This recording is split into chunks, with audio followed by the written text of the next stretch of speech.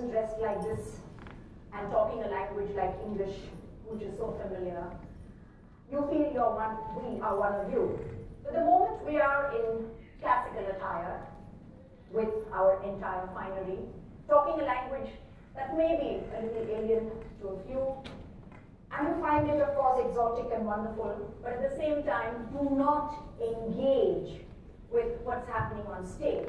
So I thought, dance yourself is going to be an effort in the next few minutes of mine to see how a lay member of the audience who has had no background or introduction to the classical arts, how he can engage with dance, dance yourself, and see what happens to you.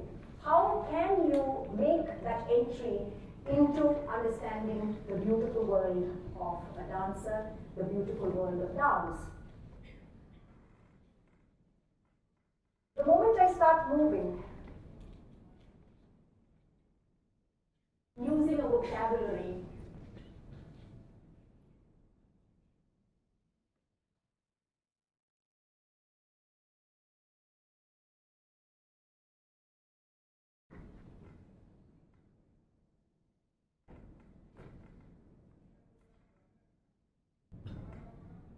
supposing I were to even call somebody, how would you call in a language of dance?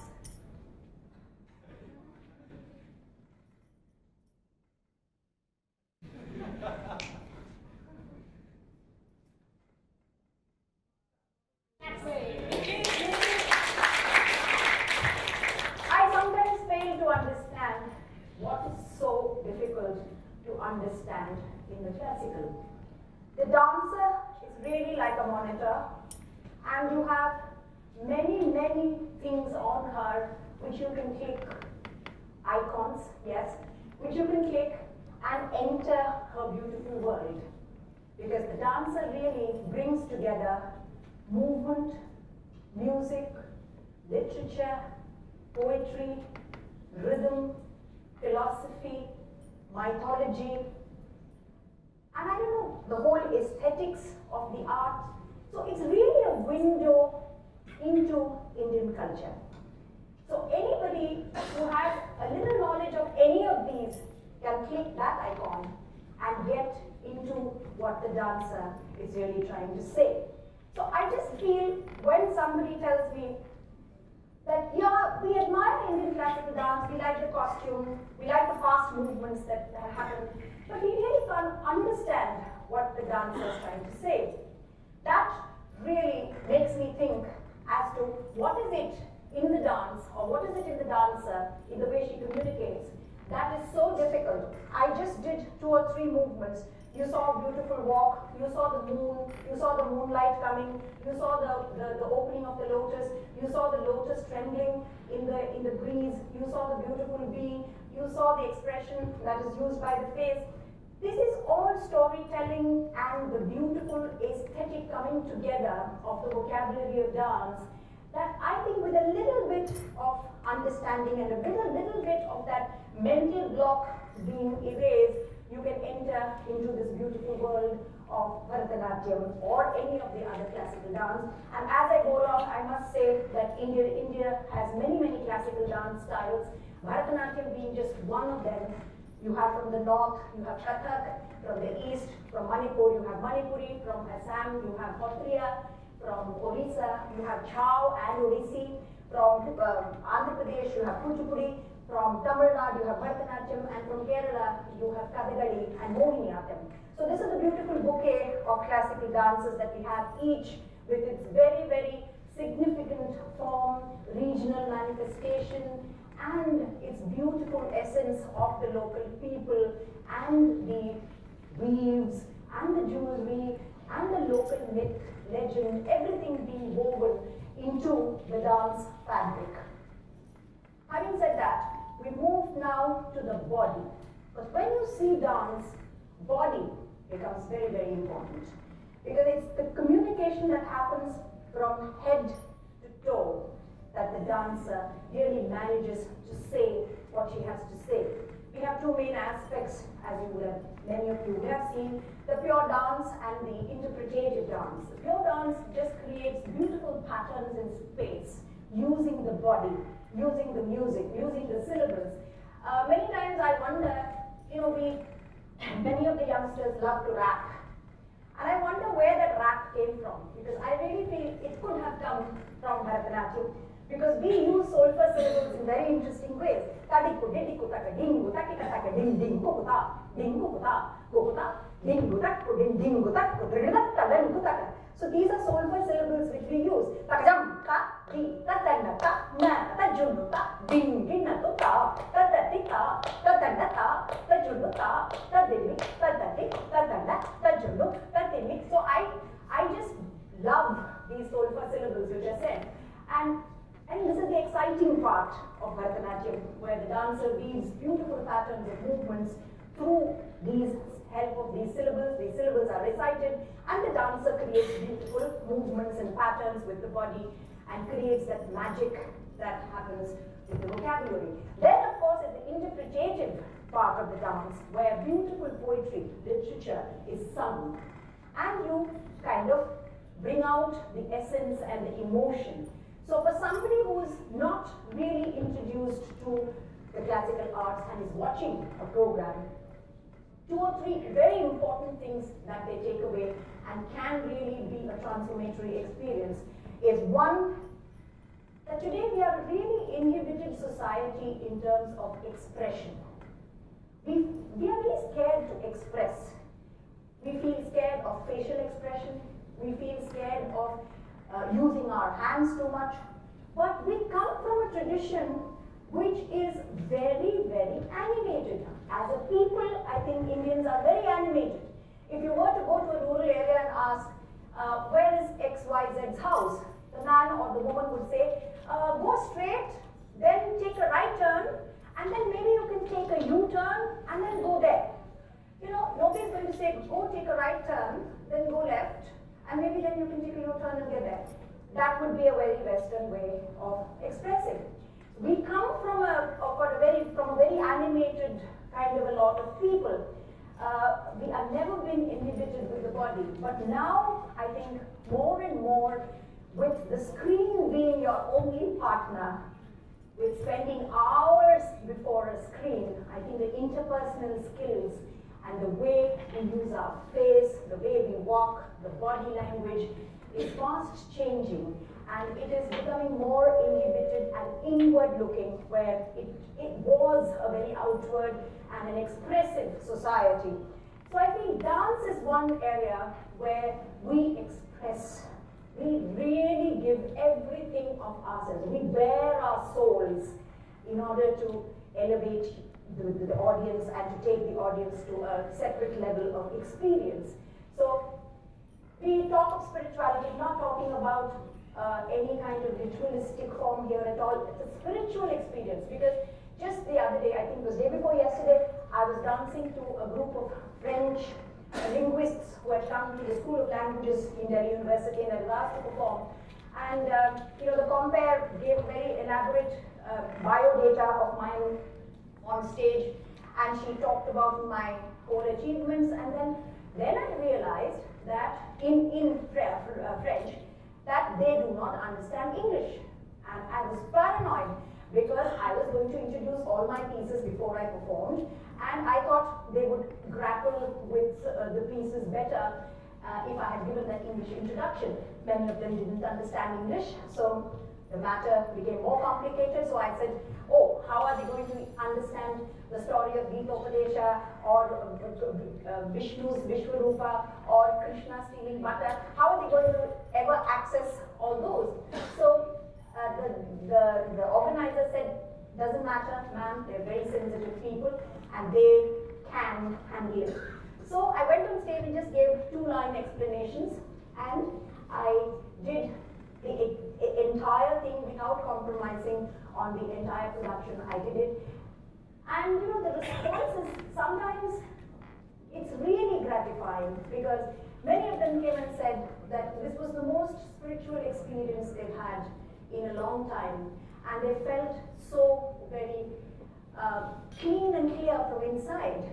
So they did not understand our gods and goddesses. They did not understand our vocabulary of dance. They did not even understand English, which is the link language. They didn't understand what was being sung in the Carnatic classical music, but how were they able to access what was being done? For them, it was an experience. They didn't try to, go into the layers and understand. Just as music, it's a raga, you don't know the arohanam and the avrohanam, you don't know the technicalities of it, but there is a mood, there is a certain feel, there is a certain emotion that is attached to a raga rendition, and you go with it. It's the same thing in dance. It's this whole composite architecture of dance, the emotional content of dance, the whole creative edifice of dance that engages you at various levels and various points and touches you or transforms you or makes you closer to whatever is dear to you, because each one has a different frame of reference and they come to watch the program with that frame of reference. Some people have had a lot of exposure to it, and so when they come to it, they already have something as a reference point and then they enter. Others who really don't know anything, we go to a lot of schools and perform, and little children watch and come up to me and say, "Ma'am, I felt it was sunrise." So what is it? It's just sunrise for her. She saw the piece and said it's just sunrise. And this I'm talking of class 2 and class 3, talking about the older ones. So everybody relates and understands the dance at whatever level they are in. But as a society, I must say, we are now a society, as I talk to youngsters, I always say we are the dip tea and 2-minute noodle society, which wants it now and yesterday if possible. So I think in that context, what happens is the mind is wandering all the time. We need a commercial break after every 5 minutes. We are so tuned to that in the head that we are physically here, but mentally somewhere else. So I think that creates a lot of kind of a impediment when you need to engage with something like dance, which can enrich. Because when a dancer is saying a story or when a dancer is performing, she expects you to be with her on the same page throughout. There is no facility for a commercial break. You need to be with her, traveling with her on the same page, and then is when the whole thing seeps in and you feel that whole experience take you to a different level of understanding. The last point that I would like to make for somebody who is not initiated is imagination, creativity. A lot is talked about innovation. And I think dance is something that is constantly exploring imagination, creativity. Because if I were to show water, how can I show water? What are the ways of showing water? From the mountain down, a rivulet, a lake. If you want to show the feel of water, the place which is out of water, the clean offering of water to the sun, washing your face with water, taking a dip, washing your hair, drinking water, quenching your thirst. Now, this is how you move. This is not prepared. This is not worked out. If I were to just take any concept like that, the whole communication tool that we have in hand is so potent. So many people, when they say that it's just the story of gods and goddesses that you do, and it's so boring, I think it's so, you're just trivializing it, because you don't understand it. You don't know the range and possibilities that dance offers. Because for me, I learned the grammar, I grappled with it for many years, and then I started flying with it. I just forgot the grammar. You're not worried whether your hand is in place. whether your movements and the hastas are right. You just, the spine just registers all that, and you don't have to worry about all that. Then you're able to fly with the poetry, with the music. You're able to soar and express whatever you want to express. Right from, we've done Spanish poetry to English poetry to, of course, Hindi poetry, regional poetry. We've used almost everything to be able to, and because the vocabulary, as I said, is so very, very strong. We learn the hastas in different ways. Pataka, Tripataka, Ardha Pataka, Kartari Mukha, Mayura, Ardha Chandra, Arala, Shukatunda, Mushti, Shikhara, Kapita. It's a dictionary that is learned of hastas. So when you just use it, it's not without meaning. Everything has a purpose. Now the first hasta that I did is Pataka. Now with this, you can show 100 things. You can show the sky, you can show the clouds, you can show water, you can show wind,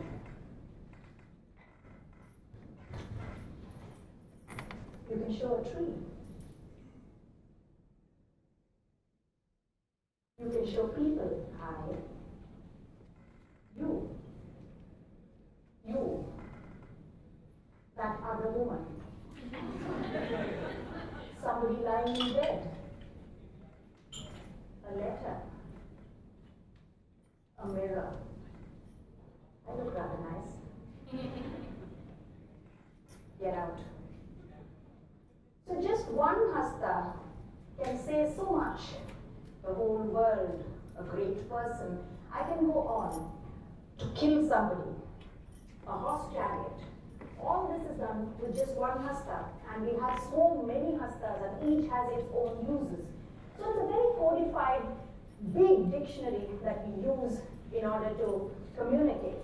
So I just feel that next time you see dance, please do not say that you don't understand dance, because dance for me has been not only my passion, my way of life, it's been my companion throughout. And when I'm not able to reach out with it, or when people say, another thing which is very important is you have to experience dance at the hands of somebody who's really the top, really good. Because the skill is so important. The skill of a dancer is very important. So I feel very, many times I see that many people go to a young performer, their neighbor performing, and they say, classical dance is very boring, you know. They just go, and they don't know what's happening. So I just feel sad about it, because that's not the way to come to an informed choice. Choice has to be very well informed. So unless you really expose yourself to a number of concerts and to really make an effort to reach out to the artist, I think one should not kind of write off dance as a beautiful, engaging, dance yourself so that you are enriched and you're joyous. Time ends.